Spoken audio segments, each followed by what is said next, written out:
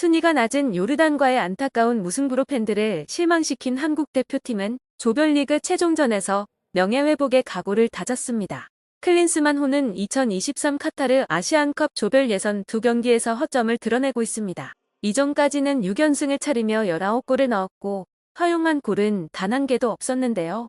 그러나 카타르 아시안컵에서는 2경기 만에 3실점을 기록했습니다.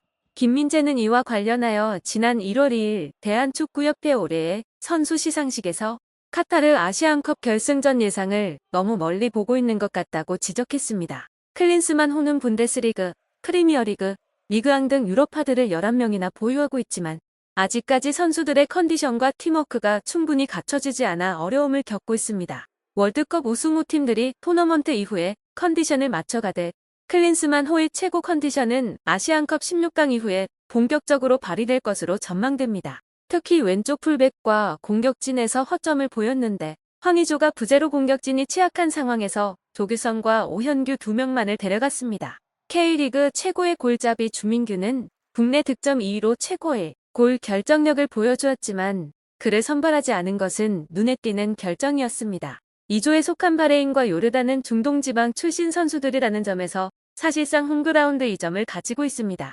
이에 따라 한국은 그들에 맞춰 전술을 세워야 하는데 경기에 대한 준비가 너무 안일해 보이죠. 말레이시아는 바레인과 요르단에 비해 상대적으로 강함이 부족한 팀이지만 한국과 3차전에서 맞붙을 것이기 때문에 경계를 늦춰서는 안 될 것입니다.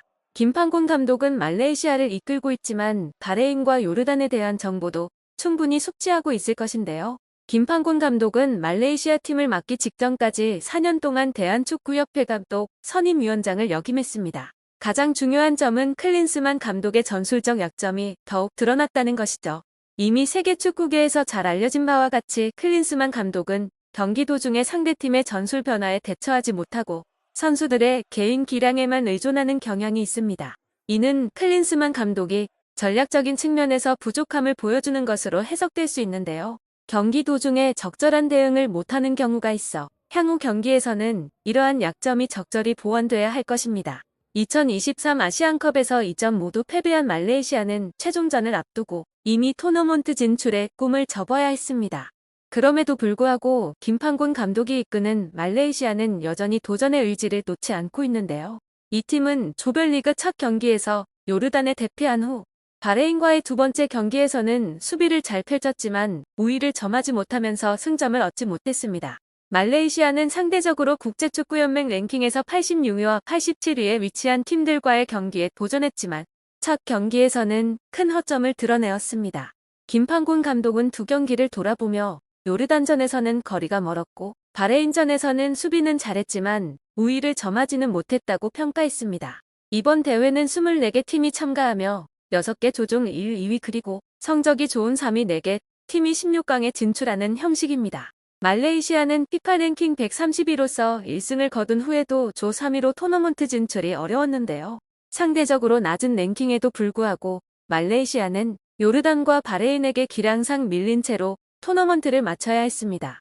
김판곤 감독은 선수들의 열정과 꿈을 인정하며 팬들에게는 미안한 마음이 든다. 16강 진출을 기대했었기 때문에 더욱 안타까운 상황이라고 토로했습니다. 선수들이 보여준 힘든 노력에 감사하다며 그들은 우리가 원하는 대로 힘껏 노력했다. 그러나 이 결과를 받아들여야 한다. 나는 책임을 지겠다고 말했습니다. 김 감독은 한국이 말레이시아를 상대로 1승 1무를 거두었으며 말레이시아를 상대로 무승부만으로도 16강행이 확정될 수 있다는 상황을 언급했습니다.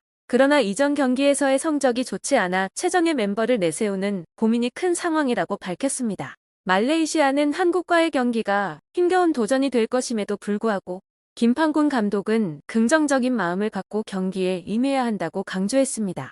한 경기가 남았기 때문에 긍정적으로 생각해야 한다. 강한 상대와의 경기지만 우리는 꼭 도전해야 한다. 현재 말레이시아의 랭킹은 130위지만 과거에는 154위였다. 우리는 이 자리에 있을 자격이 있다는 것을 보여줘야 한다고 결연한 의지를 표명했습니다. 물론 김판곤 감독도 말레이시아가 한국과 2조에 속해 있을 때 굉장히 어색해하죠. 게다가 말레이시아 팬들의 압박도 그의 정신에 큰 영향을 미치고 있습니다. 김판곤 감독은 현지 언론과의 인터뷰에서 한국 대표팀에 대해 솔직한 평가를 내놨는데요. 사실 말레이시아 팬들은 이미 이번 경기 결과를 예상하고 있었다. 한국은 현재 피파 랭킹 23위를 기록하고 있는 강팀이니까. 말레이시아 대표팀에서는 손흥민이나 이강인 같은 선수를 찾아보기 힘들다. 하지만 선수들은 포기하지 않을 것이다. 저는 한국인이지만 말레이시아 대표팀 감독으로 아시안컵에 출전하는 만큼 반드시 소임을 다하겠다. 한국 팬 여러분, 말레이시아 팬 여러분도 저의 현재 상황을 이해해 주셨으면 좋겠다. 결과에 관계없이 선수들이 최선을 다했기 때문에 후회는 없는데요. 이번 김판곤 감독의 인터뷰는 그를 신뢰하는 현지 팬들의 뜨거운 관심을 받고 있습니다. 자국 대표팀은 반드시 탈락할 것이라고 생각하고 선수들이 전력을 다해 열정적으로 결승전을 치르길 바랍니다.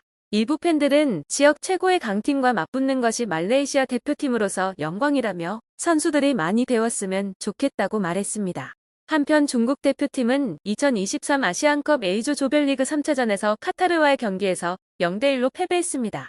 중국은 최고의 선수들로 이루어진 베스트 멤버를 동원했지만 중국의 손흥민 우레이는 벤치에서 경기를 시작했습니다. 레바논과의 2차전에서 결정적인 찬스를 날려버린 후 후반 20분에 우레이는 골키퍼에게 막힌 공을 재차 슈팅했지만 이번에도 수비수에게 막혀 골로 이어지지 않았습니다. 중국은 이로 인해 승점 3점을 따내지 못하고 0대0 무승부를 기록했는데요. 한편 카타르는 주전 선수들에게 휴식을 부여했습니다. 공격수 아피프와 압둘라를 선발에서 제외하고 양쪽 풀백도 후보 선수들이 나섰는데요. 주전 미드필더 알하이도스도 벤치에서 시작했습니다. 중국은 전반 36분에 결정적인 찬스를 얻었지만 시아오의 슈팅은 카타르 골키퍼 사드 알시브에 막혀났는데요.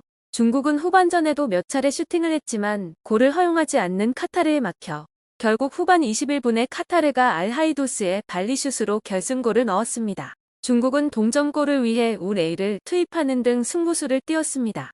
그러나 중국은 오히려 카타르에게 역습의 기회를 헌납하며 어려운 경기를 펼쳤는데요.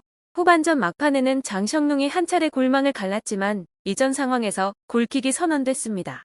결국 중국은 득점을 만들어내지 못하고 카타르에 0대1로 패배하여 A조 3위로 내려앉았습니다. 동일한 시간에 진행된 타지키스탄과 레바논의 경기에서는 타지키스탄이 후반전 추가 시간 극장골로 승리하여 조 2위로 16강 진출을 확정했습니다. 이로써 중국은 이날의 패배로 48년 만에 흑역사를 기록하게 되었는데요. 중국은 48년 만에 아시안컵 조별리그에서의 무승을 기록하여 자국 축구 역사상의 새로운 기록을 세우게 되었습니다. 1976년 아시안컵에서 중국은 6개 팀이 참가하여 3개 팀이 한 조에 속해 조별리그를 치렀으며 결과는 1무 1패로 그쳤습니다. 특히 득점에서는 더욱 아픈 기록이 생겨났는데요. 이미 타지키스탄, 레바논전에서 무득점에 그쳐 아시안컵 출전 이후 사상 최초로 2경기 연속 무득점의 굴욕을 맛보았는데 최초 3경기 연속 무득점으로 기록이 늘어났습니다. 16강 진출은 사실상 불가능한 상황이며 조별리그에서 3위를 차지한 6개 국가 중 상위 4개 팀만이 본선 토너먼트에 진출합니다. 중국은 승점 2점으로 저조한 성적을 기록했는데요. 이미 D조와 2조에서는 3팀 이상이 1승 이상을 거둬 중국이 3위로 진출할 가능성이 매우 낮습니다. 물론 경우의 수는 존재하지만 시리아, 팔레스타인, 오만이 3차전에서 모두 무득점 무승부를 거둬야 합니다. 또한 시리아가 3차전에서 많은 경고를 받아 페어플레이 점수에서 앞설 수 있어야 하는데요. 그러나 시리아가 최약체로 평가받는 인도와의 경기를 앞두고 있어 쉽지 않은 상황입니다.